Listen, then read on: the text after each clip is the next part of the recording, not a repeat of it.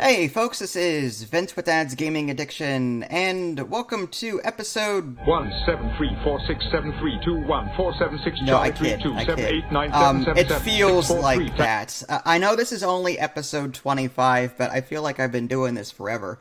I think it's part of the fact that we're doing this on a monthly basis now, so even though it's been 25 episodes, we've been doing this for maybe a year and a half.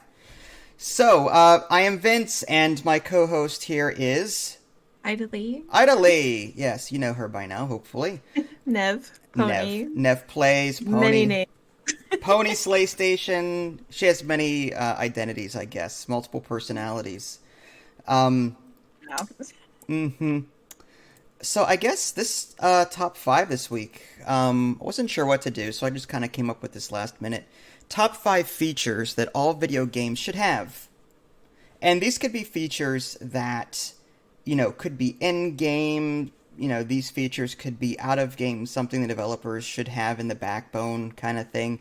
I don't know how well this is going to go, and I have not seen her list to know if we overlap at all, so this should be totally professional, right? Okay. Yes, totally. Yeah, totally professional. That's what we are.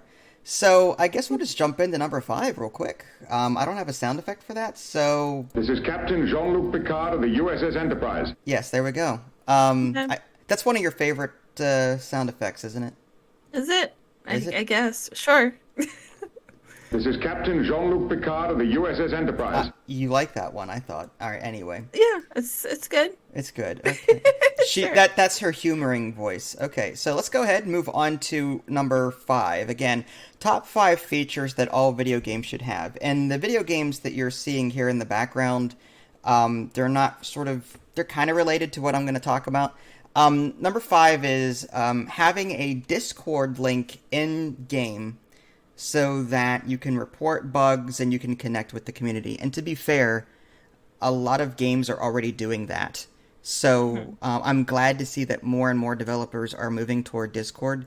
The only downside to that is that if you look on the left-hand side of your screen on Discord, you'll see like 6,000 channels at some point because there are just so many games that you've connected with on Discord. But I think it is essential for players to be able to try and connect with the developers or even a PR rep or just even a community manager of some kind if they need to, because they're having an issue with the game or because something's wrong or because they want to suggest a feature. And I think Discord is an excellent way to do that.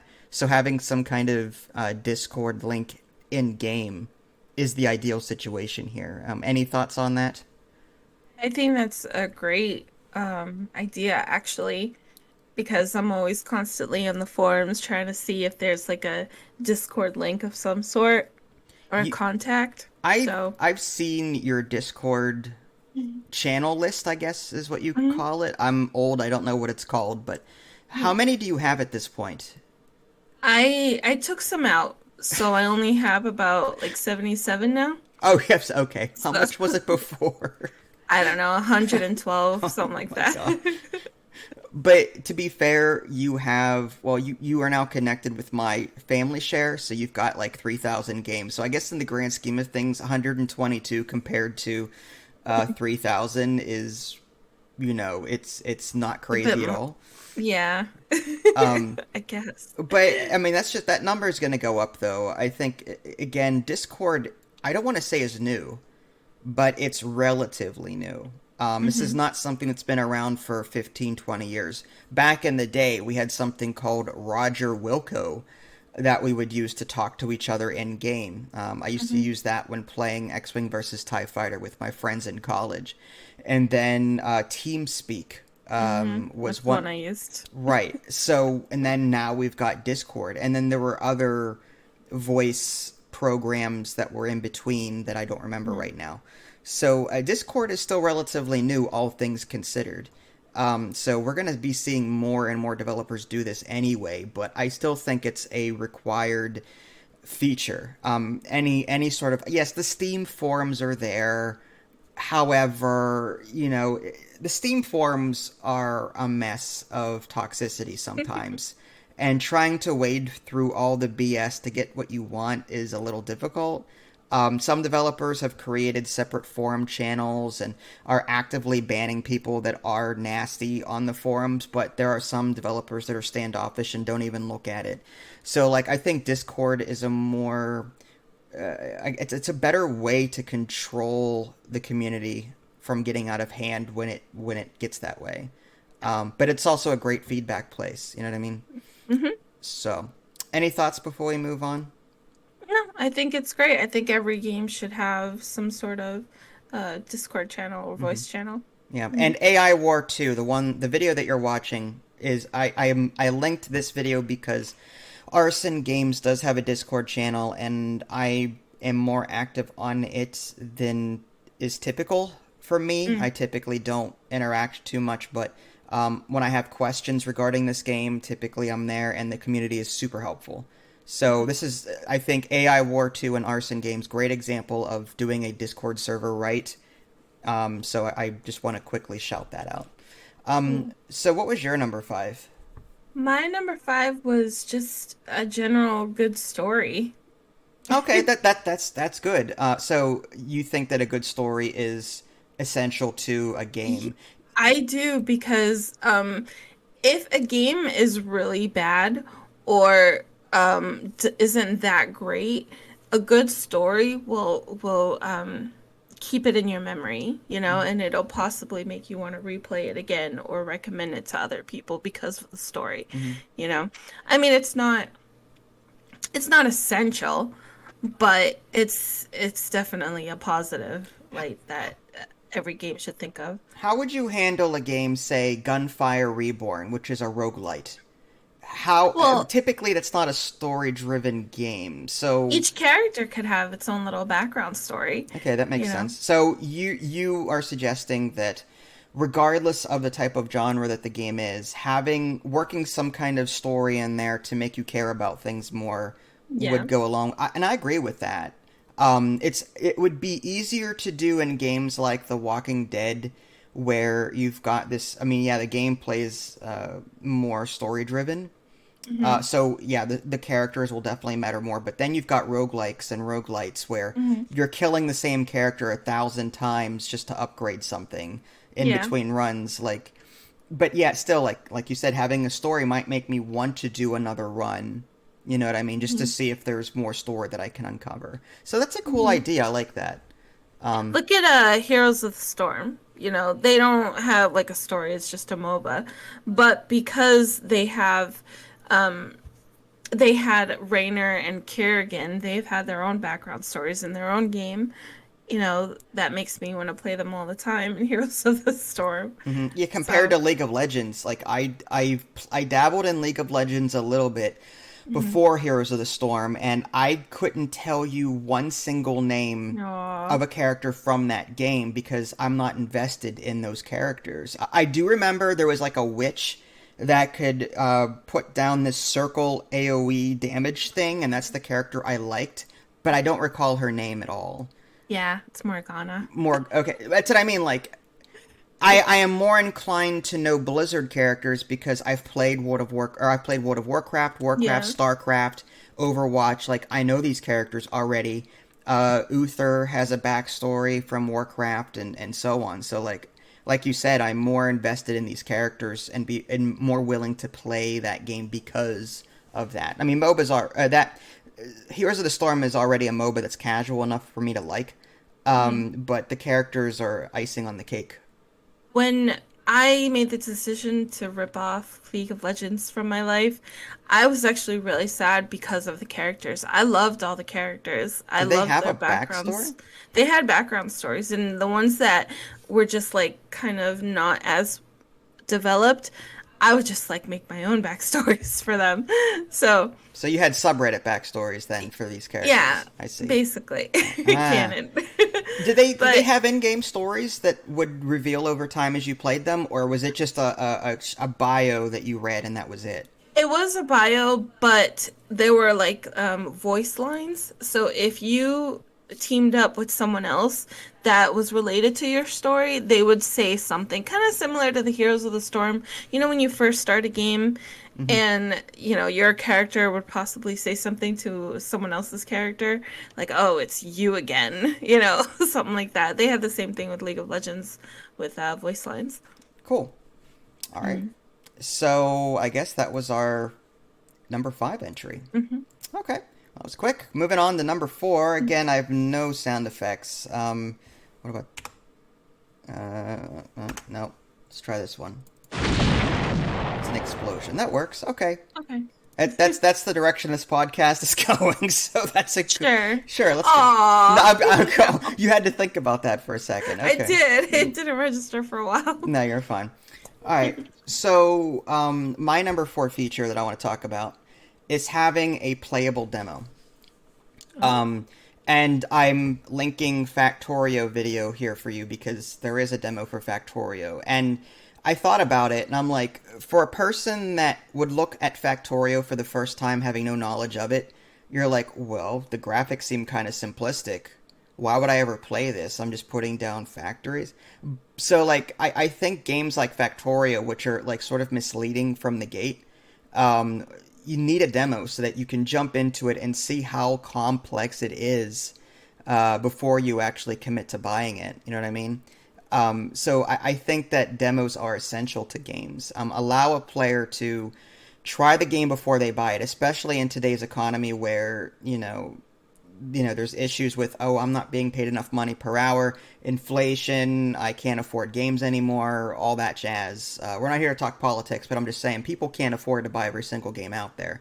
So having some kind of demo, I think, is essential to allowing players to figure out whether or not a game is for them. And with a Steam refund system, like, there's no reason not to have a demo at this point because, like, yeah, you could refund a game if you don't like it, but at the same time, why go through the hassle when you could just try before you buy to begin with? So what do you think about that? I agree. I think, see, here's the thing though. I don't like demos personally, just because it's a tease. And if I end up liking the game, it's like, dang it, I really have to buy it, So That is true. It's hard for me to play demos. But for people who want to test things out, I think it's a huge thing. I think every game really should have a demo. I know what you're saying because, all right, back in the olden days on Windows 3.1, I would get these CD-ROM demos either in the mail or at a store like Comp USA, if you kids know what Comp USA is. And this demo disc would have, say, 4 or 5 games on it. One of them was Command and Conquer, and it was just 3 levels, 3 random levels, like they weren't in order or anything. And I played that demo over and over and over. I was, like you said, it was a tease because I wanted to play the full game, but as a kid I could never afford it. You know what I mean? So I was stuck with the demo, playing the same levels over and over again. So I know what you mean by the whole tease thing. Yeah. What was your number 4? Smooth graphics. Smooth graphics. Okay. Is that necessary in all games that you play? Listen. All right, so when you say smooth, I mean, you've got The Long Dark, which is cartoony in nature but looks fantastic. Yeah. Are you talking like retro pixel stuff? Or yes, what? I mean, like, I hate Minecraft graphics. I can't stand it. This is personal preference, by the way, and I'm sure a lot of people will disagree with me. Yeah. But I don't like 30 people just joined our Discord channel prior to the posting of this video to say that you're wrong. Oh, go ahead. Me personally, I do not like Lego-looking games. I don't like it. The only one that I can think of is Stonehearth. That is okay because of its gameplay. You can get over the graphics because it has the survival city building elements to it. Kind of. I still hate the graphics to it though. Like, I wish they just looked smoother, rounder. I don't know. Less blocky? Yes, I don't like the whole blocky thing. I think that's called voxel graphics, isn't it? Voxel graphics, where everything's blocky. Yeah, I don't mind it, honestly. If the gameplay... I care less about graphics and more about the gameplay myself.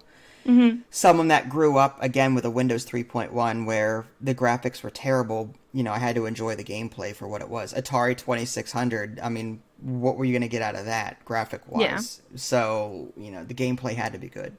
But no, I see what you're saying. There are a lot But of people. Go ahead. even then, like I'm sorry, even then, like Heroes of Hammerwatch, for instance, or the regular Hammerwatch, the graphics aren't that great, but it didn't look like, super Lego-y, like a voxel, like you say, I Hmm. guess. It was so you don't mind the cartoony graphics. Hmm. It's more of the blocky graphics. Is that Yeah. because this is something we've talked about on a regular basis, like trying to figure out what you do and don't like in terms of graphics. So it's you hate voxel, is what it sounds like. Yeah, anything that just looks really cardboardy and boxy is so distracting to me. I mean, if the gameplay is fine, like in Stonehearth, then I'll try and get past it. But it's just really hard for me to get past and I guess a newer game then. Like I'd have to relearn a game and like also look past the voxel Lego looking graphics. Like It's just very you it's like rough. Ark Survival Evolved, right? Yes. There is a like Minecraft version of it. I cannot imagine you ever playing it. That it hurts my eyes. Like I Pixark. wanna, yeah, I wanna play it just to see how different it is from the main game. But I heard that it was the same and it was very difficult and it's just the same thing. And I'm like, okay, yeah, I will never play this because it just looks so ugly to me. Hmm. No, Uh, it's yeah. If you're spoiled by Survival Evolved graphics and then going back to Minecraft, like that's difficult. Yeah. Sim Cities, like almost all the old Sim Cities, I can't play because it just looks convoluted and blocky, and I don't like Dwarven City Fortress. I think that's another old game, and I want to like it because it looks really cool, like the gameplay style. But it's just I don't know. It makes my eyes bleed. What Can't do about it. have you seen SimCity for Super Nintendo Entertainment System? I think I might have had it actually, Maybe I and covered I it. hated it. Did you? Yeah, it's very basic. But I What is mean, it? Sim City 4? no, just SimCity, Uh-huh. Super Nintendo, SNES. Oh, really? Yeah, SimCity, SNES. Do you care for those graphics? Ugh, yeah, I had this and I didn't like it. Okay, so we're This getting hurt. somewhere. It's cartoony and blocky. Yeah. Hmm. All right. I played it because it was okay. Like the gameplay was okay, but it's just ugh, the graphics made me want to vomit. Sorry. Put that on the box, folks. The graphics make me want to vomit. 5 out of 5. IGN. 9 out of 10. Sorry. All right. Let's move on At to. least with Pac-Man, there was round things in there. Sorry. Okay, Are I'm you? done. Is that based on my background? Yeah, I Okay. liked Pac-Man. Yeah, I was just about to ask. Pac-Man is very Atari arcade, Hmm. and yeah, Pac-Man's round. The ghosts are round. Yeah. You don't mind Pac-Man. I don't mind Pac-Man. I don't mind Centipede, Asteroid. I don't mind simple graphics, Pong, but that blocky, just like I want to punch a wall every time I see a weird looking blocky and ugly. It's just ugly. You sound like Sorry. Worf right now. I am going to kill him with my bare hands. I will take him by the throat and rip out his esophagus. You're so That's how angry over voxel that's- graphics. That's how I feel every time I play Minecraft. Mm-hmm. All right. You see, they are insane. Mm-hmm. Yep. All right. Moving on. I love that. Put it on the box. Number Yep. 3. Again, top 5 features all video games should have. Number 3, complete tutorials and related guides. I hate when games do not include a complete tutorial. I hate when developers create a game and expect you to read their mind into figuring out how to play their own game. I hate that. There are some people that live on those kind of games. Oh, it's super challenging. Oh, I love it. I love trying to pick apart this game. I love trying to figure the ins and outs. I love dying over and over. I love beating my head against the wall. I am not a misogynist person by nature. I work full time. I'm a casual gamer as a result. I have tons of games. I do not have time to get frustrated over playing a game. I do not enjoy that. So, a complete tutorial to show me how to play the game and related guides, whether they be on, say, Steam forums, again, on a Discord channel, a dedicated section to guides, even gameplay tips. I get you're a developer and you want people to play your game for as long as possible, but even just some basic gameplay tips, like I'm showing The Long Dark right now. The Long Dark is a game of discovery, and this is a game where unless you read a guide, you're gonna die over and over and over again repeatedly because what you don't know will kill you.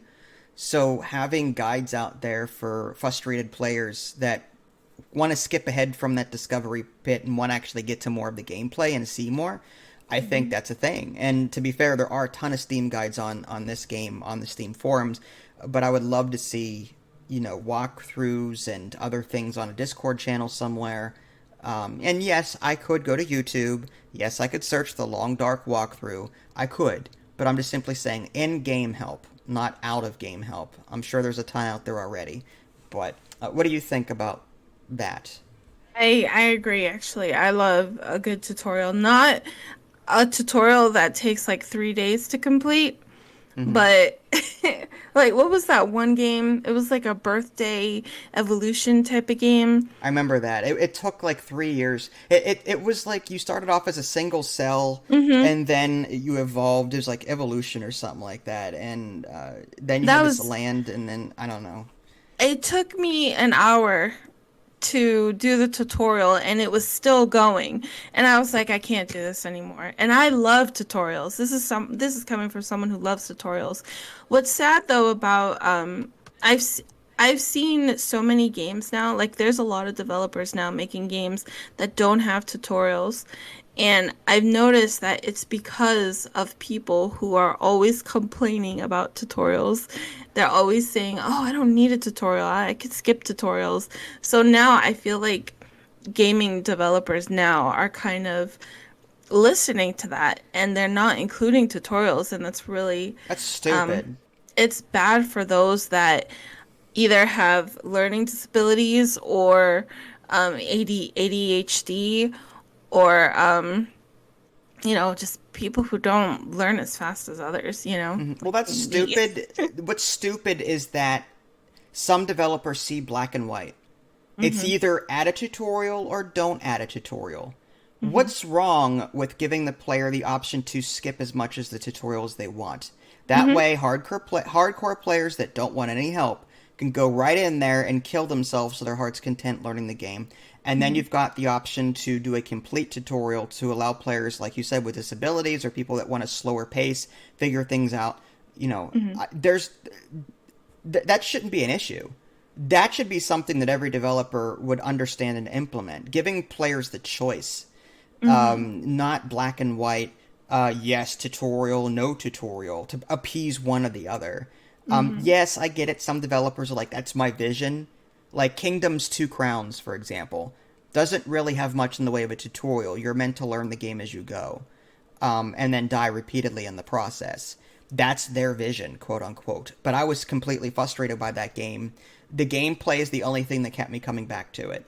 Had hmm I not enjoyed the game, I would have just negative reviewed it and moved on to something else because I couldn't. I was just that miffed and frustrated with it at first.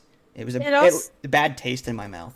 Yeah, I agree. It also depends what kind of tutorial. Like, I have trouble with tutorials that aren't interactive.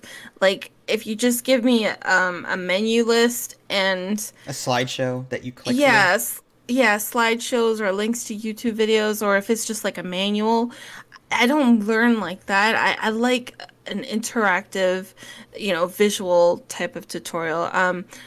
Big Pharma, it had a like one of those manual tutorials, but it also had a diagram like underneath so you can see exactly what they're talking about, or if Hmm. there was like a little clip. So those are, My I guess it just depends. my favorite tutorial is the one where, like, okay, let's say this game is highlighting this new ability that you just got. I love those 15-second video clips next to on the side of the screen that show you what it looks like and what it does and how to use it. That is my favorite kind of tutorial tip. An in-game quick video to show me this is what the thing does, this is how you use it, and now I'm like, oh, so I know exactly how to use it now. I love those. There needs to be more of that. And like you said, you learn differently. Like you're interactive. Some people are fine with Slack. I would say allow the user, like when you first boot up the game, maybe put something in the options menu. What kind of tutorial do you want? And then, you can toggle which learning type you are. And then, yes, that's more work for the developer. But I'm saying, I think that's an extra step that would go a long way to bringing more people into your game and make it more accessible. But again, that's I'm not a programmer. I wouldn't know how much work that would take to do. But still, I think that would be ideal. You know what I mean? Yeah. And I give props to games that have tutorial resets. I think that's really handy, honestly, because if someone skips a tutorial and they want to go back because they didn't read something, I think it's nice to have like a whole reset thing. Agreed. Absolutely. Or like an encyclopedia of tutorial messages that you've got that you can go back to and reread rather than having to do the whole thing over again. You know what I mean? So, what was your number 3? My number 3 is multiplayer. Really? That's a must-have? Yes. And here's why. So, if you asked me if I would have multiplayer in almost every game, I would have probably said no way, back in the day, because I was a stickler for single players, for single player games. I had no friends, that wanted to play games with me, so I was always doing single player stuff. But now, I have friends. Oh my god. Oh, I mean that boo was I related to have having no friends. Oh, okay. Okay, and now that you've got friends, I mean, hold on. Oh my gosh. Yes. Wow.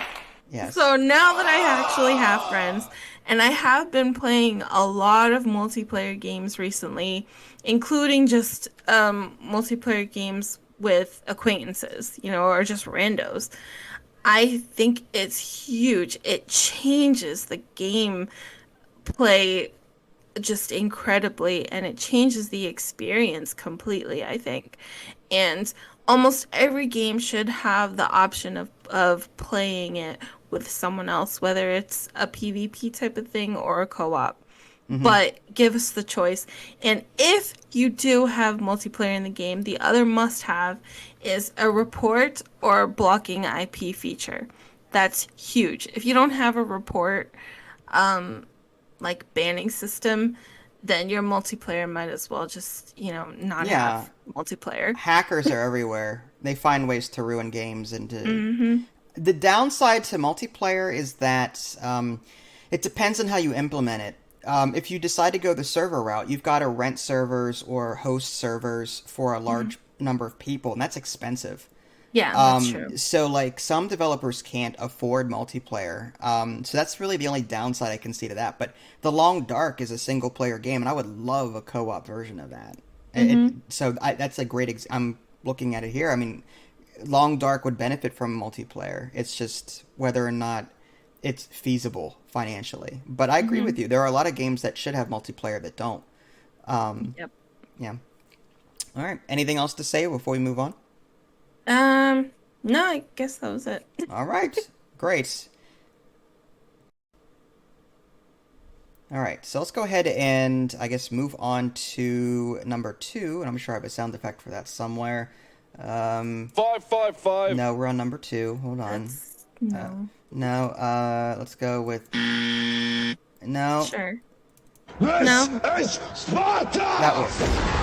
Fine. Spar 2. This is Spar 2. Okay, I Yes, get you'll it. find a way, I'm sure. Okay. You and your creativeness. Yeah, okay. All right. My number 2. An undo button For the love of God, put undo buttons in your games. And I'm looking at you, Duskers. So I've been replaying this recently. I'm considering reviewing it, even though it's old. I've been doing that lately, just coming across games that I've bypassed and coming back to. I want to properly review this game, but I rage quit this morning because Aw. I misclicked on something. It doesn't have mouse support. It has keyboard support. Mm-hmm. So I accidentally hit the wrong keystroke and sent my ship somewhere, wasted fuel doing it, and now I can't go back. The game auto saves. So like it's one of those Iron Man things where you can't go back. Yeah. So I'm like, well, I didn't mean to do that. I want to reload. I can't. There's no manual save. There's no undo button. I love the game. I really do. But for the love of God, for the fact that if I make a mistake, let me go back and do it. I mean, that just completely ruins the game for me, especially in a game like Duskers where you're building up a team of robots as you go and making your ship stronger, upgrades and all that, and then you ruin it because of one mistype on the keyboard. That's stupid. Just pisses me off. It's a very sensitive topic with me. Undo buttons. Any opinions? I agree. I think undo button would benefit in a lot of board game type of games too that actually don't have them. Hmm. You know, When you say so board game, you mean like digital board game or yeah, digital board okay? games. I Because meant. you could undo it in real life, clearly. But Yeah, yeah, yeah. I mean, no, you can't touch it. You can't take it back. No. And There are people like that's that. that also plays off to manual saves. I think manual saves are like must-haves in games. Agreed. 'Cause if you don't have a manual save and you keep having an autosave function, you're gonna make a mistake, and that autosave is just gonna ruin you. It's human error. I mean, it's by nature we are humans and we make mistakes. So to not account for that in the games that you play is stupid. Yeah. And that's a huge oversight. Again, it goes back to it's my vision and it's my game. I want to make it unforgiving. No, you're going to piss people off that want to enjoy your game. Allow Yeah. again options menu. It exists for a reason. Add the option to turn that kind of thing on and off, so that casual players can go in and have a good time. If they make a mistake, I'll just reload, fine. And then hardcore players, oh, I made a mistake and I'm proud of it. You know, no, I'm just saying there Like needs. RimWorld, like the RNG. You know how many At times I've least reloaded in RimWorld because of something that happened? I was gonna say at least it has manual save. Can you imagine if it doesn't? I know Oh, I some would not people. play it. I would not I play know it. some people like that, and even the developer says, you're supposed to make mistakes and you're supposed to learn from it and build off of it. There's a difference But between making a decision that later turns out to be bad and is a mistake, and that there's a difference between that and accidentally typing something or misclicking, yeah, doing something that you didn't mean to do. Like there's two types of mistakes there. One is a gameplay choice that you made and had full control over. The other one is not. So like, true. you know what I mean? So I get what developers are saying, but I think they're lumping those two mistakes together when they shouldn't be. There should be allowances for the human equation, yeah, is what I'm saying. So console commands. I guess. What was your number two? My number two was fluid controls. Fluid controls. Okay, that makes sense. And that Duskers is a great example. No mouse support. It pisses me off. I have to type everything in. Yeah. I don't want to give Duskers a hard time here, but I like the game. It's a cool idea. It's just there's some gameplay features that really irk me. Yeah, the execution isn't up to par, but I do like the game. It's a pretty fun game. So But what kind of examples do you have regarding to fluid controls? I don't like clunkiness. So Kill Squad has a really tiny hitbox on some of their enemies, and you have to be so precise, and it doesn't feel fluid enough. Like it feels really, there's no oomph behind it. Like with the gunplay, it's just, I don't know, it's just weird sometimes. I love the game, but that part like really peeves me. For an action RPG where it's top-down shoot 'em, you'd think that would be one of the main things the developers would address first. I mean, like, if it's an action RPG, you better darn well make it addicting and feels good to play. You know what I mean? Like you can get away with stuff like that in RimWorld, where it's just a survival base building game. You know what I mean? Whereas an Yeah. action RPG, you better make it exciting and fun to play. And if it's Yeah. not, then yeah.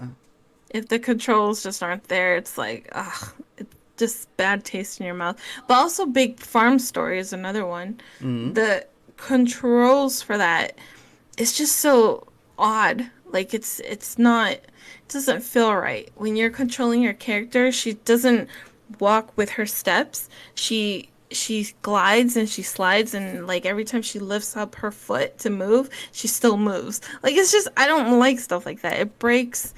There are many games I that don't do know. that, that have There are. that sliding feature that you're describing. It pisses me off too. I totally understand that.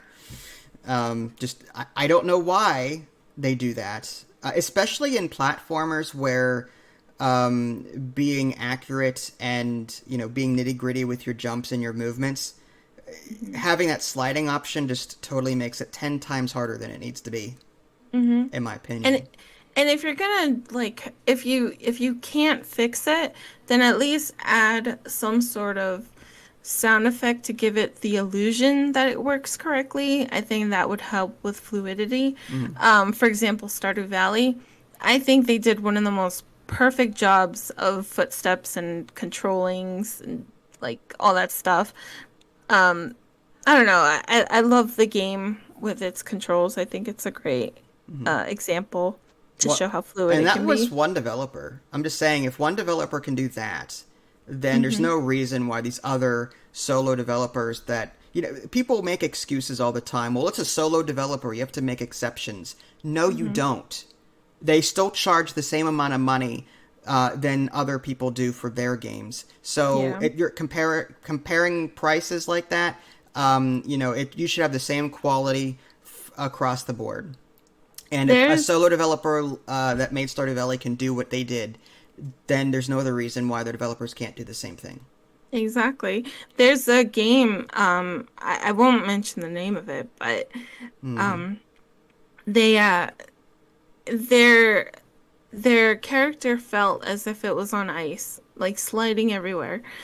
And it was really immersive breaking.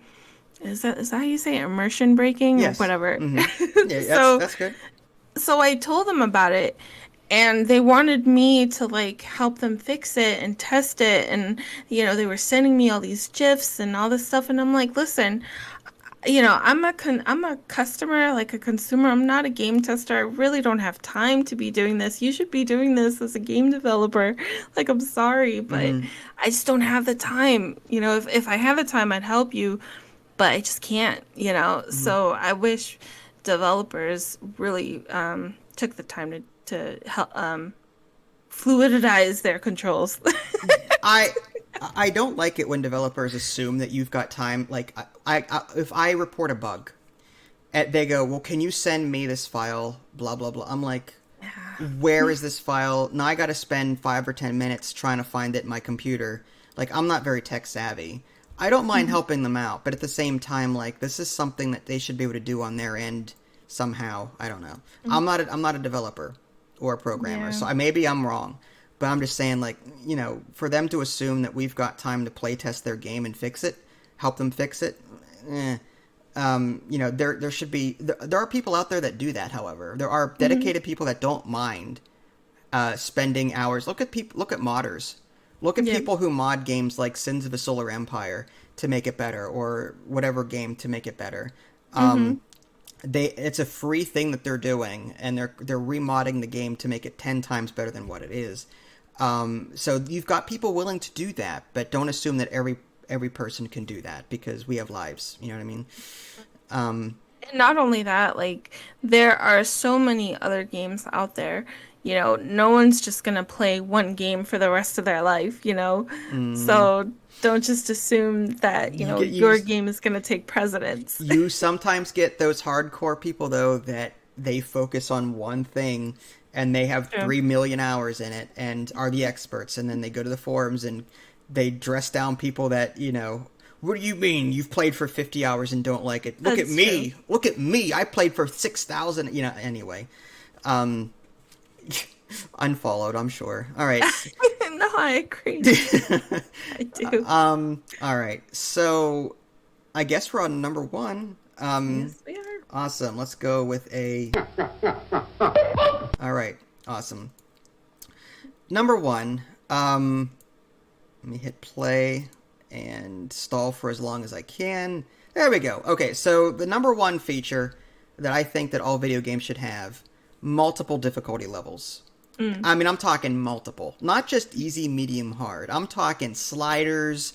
I'm talking 10 to 15 different settings. Like, I want to see a complete way to customize my experience before I actually do it. And I'm linking Siege of Centauri here, which is a tower defense game with an it was made by Stardock, who also made Ashes of the Singularity. Think Ashes of the Singularity, which is an RTS, and then convert that into a tower defense game, and that's what you've got here. But anyway, they have, I think, 10 different difficulties settings that you can choose between. Also, Dead in Vinland. Oh, yeah, Dead in Vinland, which is the sequel to Dead in Bermuda. Dead in Vinland has difficulty sliders, 0 to 100% for like 20 to 25 different things. All games need to do that. I'm sorry, that's just how I feel. I don't care about a developer's vision. I want to make the game hard, blah, blah, blah, blah. I don't care. As the paying customer, I want my experience tailored to me. So make sliders, let me adjust things how I like it, and then when I find it how I like it, add a little save button down there so that I can save the feature, I can save the settings, and then maybe create multiple saves of these different settings, like presets. Project Zomboid lets you do that. You set up the game, and then you save it as a preset, and then you can reload those presets later and play how you want. So I'm just saying, there are some developers doing that, but at the same time, there are a number of other developers that are so stubborn and dead set, and their game has to be exactly how they want it. No, let the consumer enjoy your game. You know what I mean? Mm-hmm. So, any thoughts? I agree. Factorio does the same thing, right? Yeah, it has tons of sliders and stuff. Well, yeah, it lets you like choose how much ore you want on the planet, or the density of the ore, how much you get from a deposit, so that you don't have to keep moving around. You can make it like really dense, so you don't have to move as much or expand as much. So yeah, so there's Factorio does that too, absolutely. But RimWorld. Mm-hmm. Oh, I'm sorry. Go ahead. No, Kingdom 2 Crowns is all I'm saying. Like that, there's no difficulty settings there. It's just that sucks. But anyway, go ahead. RimWorld sort of has it too, where you can like pick your colonists, but it doesn't really have. Does it have sliders? Well, with all the DLCs that have been added recently, like the ideology and the royalty, there are more ways to customize your experience. But to make it harder, you've got that AI director. There's like Chibi Phil. Is it Phoebe Chillax or something like that? Yeah. Then there's the Randy Random, and I'm this is off the top of my head, mind you. But yeah, there's like 3 different AI personalities, and then there's different bullets for each one. But I don't think there's like sliders that allow you to adjust like 5%. That's how often they attack. Maybe there is. Maybe I missed it. Well, no, they did. They did recently add that. Did they? Yeah, I remember that. I used to have to go to the config file, the ini file, and I actually adjusted how often raiders would spawn like on my base because I was getting so frustrated with people attacking me left and right. There is that on the RimWorld now. I remember. That's awesome. Yeah. Yeah, I agree. I don't really use it a lot because I don't like sliders. I like presets, but I think it's good for people who are looking for that customization. I like my sliders. It's 25% to 22%, maybe a huge difference in how I like something. Yeah, I mean, that's how I roll. What was your number one? My number one is dice. Every game needs dice. Okay, let me stop you there. I'm just gonna spam this button for the next 10 minutes. RNG, dice. I want.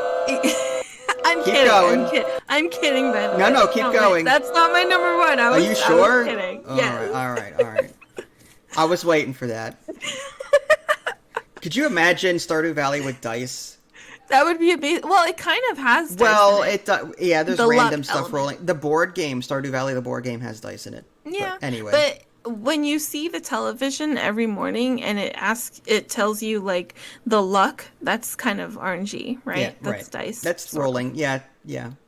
All right, so maybe Gunfire Reborn. Well, I Yeah. guess there's dice in the chest that you open. I guess there's Yeah. chess. What if chess had dice? There you go. All right. Chess, it kind of does No, it because doesn't. It's you're completely bluffing. what? No, You're 100% abstract. That's a player choice. no, You can you're choose to bluff. Nice try. Move on. it should have dice. It should You actually have rolly lose. dice. You lose. Good day, sir. Good day, sir. My number one is actually very similar to yours. It's not so much difficulty sliders, but it's options. That's my number one is options. Options. Okay, I like that. I said it once before in a previous podcast, I believe. I forget which one it was, but I remember talking about that every game should seriously have an insane amount of options, in New case you want to Year's change something. New Year's resolutions that all developers should honor. I think that's what it was. I see. But yeah, continue.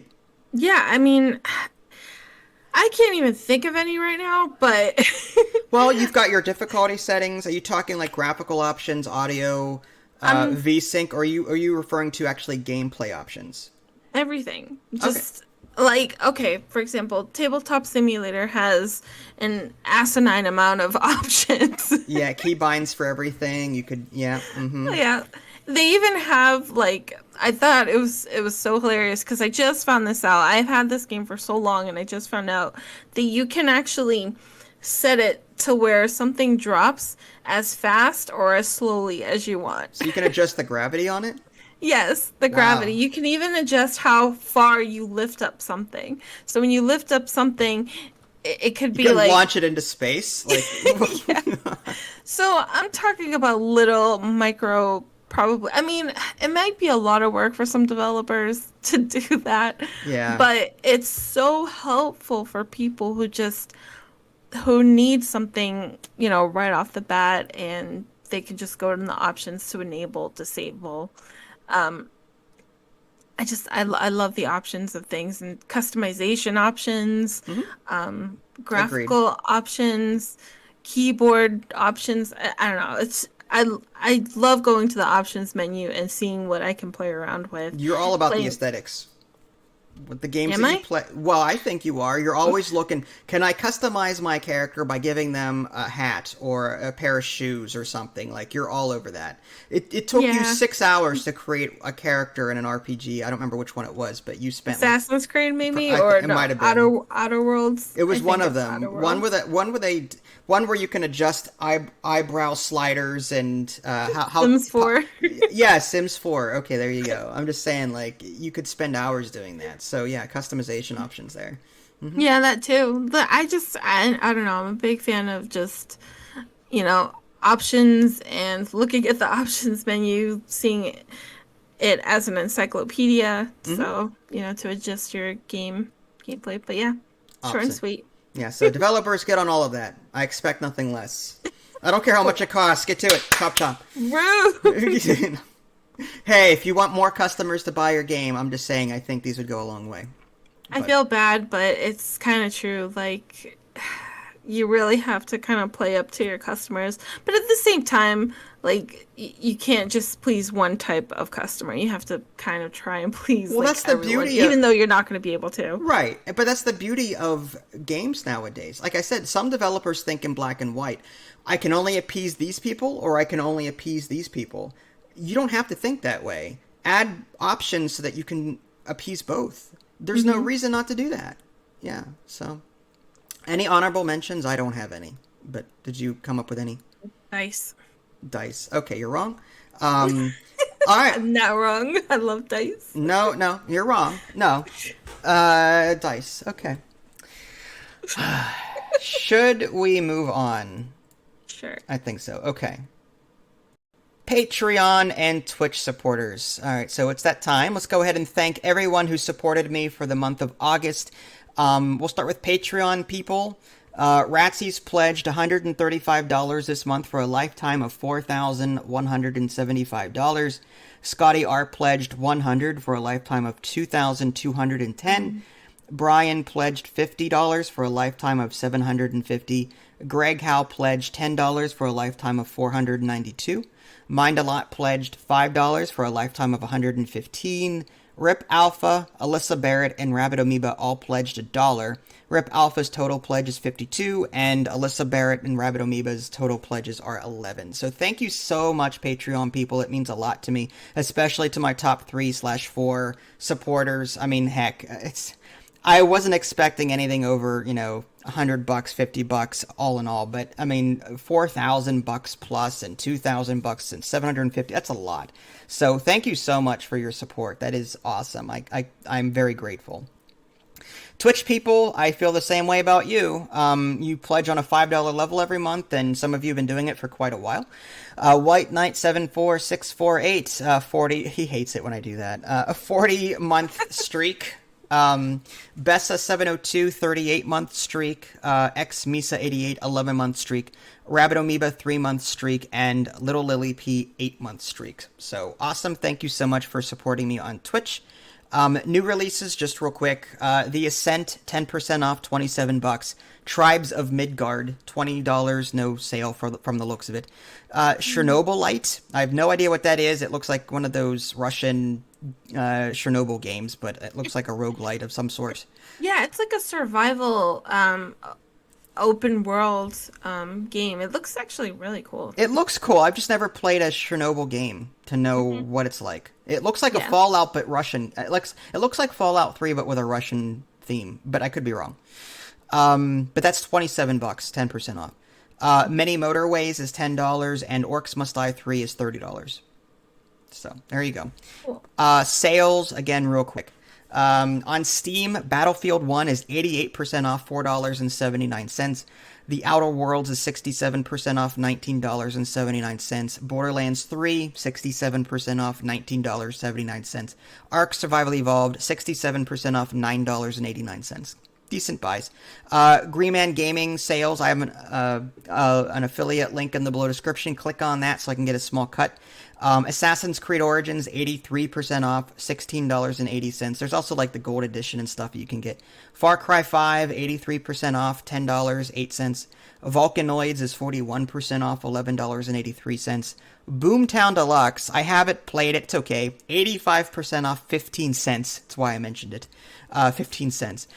Cook Serve Delicious 2, 82% off, $2.40. And then Humble Bundle, again, I'm an affiliate through them, link in the below description. 2 Point Hospital, 80% off, $6.99. There are DLCs there too as well. Not for 80% off, I think they're more like 20 or 30, 40% off. Tribes of Midgard there is 20% off, $15.99, so you can get it for cheaper instead of Steam. Rim World Ideology Expansion, 20% off, $15.99. And Orcs Must Die 3, 20% off, $23.99. So instead of paying $30, you can get it for $24 on Humble. So there you go. Game sales and all that jazz. So I guess our last segment, we'll move on to our Spanish sentence of the month at this point. And now I have to find my sound effect again. These aren't my colors. No, that's not it. I'm immortal again. No. Omnipotent again. Here, hold on. There we go.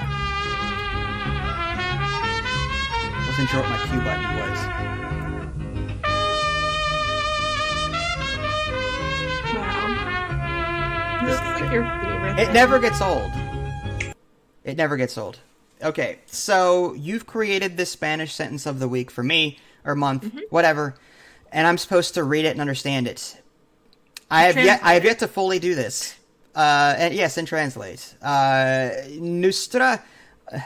Nuestra última sesión de Dragones y Mazmorras fue bastante divertida. Okay.